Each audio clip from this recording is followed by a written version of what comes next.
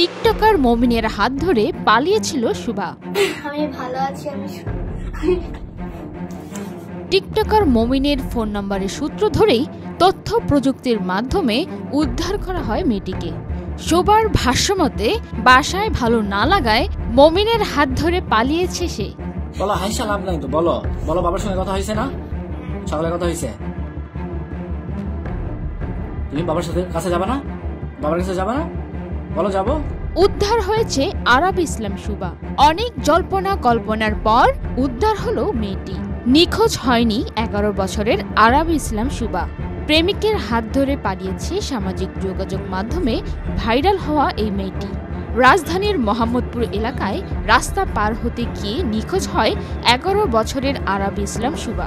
Police বলছে মেয়েটিকে শনাক্ত করা হয়েছে নওগাঁয়।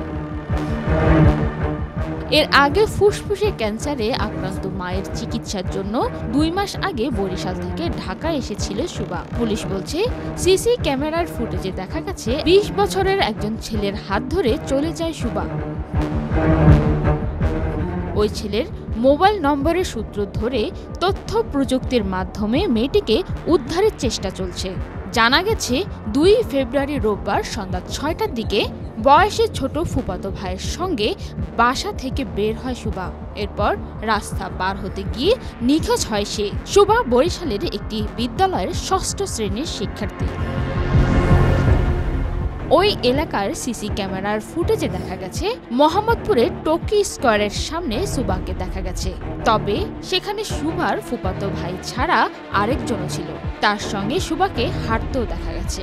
আরাবি ইসলাম শুভার পরিবারের বরাত দিয়ে আদাবর থানার ওসি SM জাকারিয়া বলেন, যেই ছেলেটির সঙ্গে দেখা গেছে শুভাকে তার সাথেই সম্পর্ক শুভার। সেই সম্পর্কের জের ধরে চলে যায়। মেয়ে নিখোঁজের বিষয়ে জানতে চাইলে শুভার বাবা ইমরান রাজীব বলেন, শুভা বরিশালের একটি স্কুলে 6ষ্ঠ শ্রেণীতে পড়ে। স্ত্রীর ক্যান্সারে চিকিৎসার জন্য 2 মাস ধরে ঢাকায় বোনের বাড়িতে আছি। রোববার সন্ধ্যায় ফুফাতো ভাইয়ের সঙ্গে বাইরে বের হয় শুভা। রাস্তা পার হওয়ার সময় ফুফাতো ভাই কিছুটা আগে চলে যায়। পরে সে পিছনে ফিরে দেখে শুভা আর নেই। তারপর আদাবর থানায় জিডি করেছি।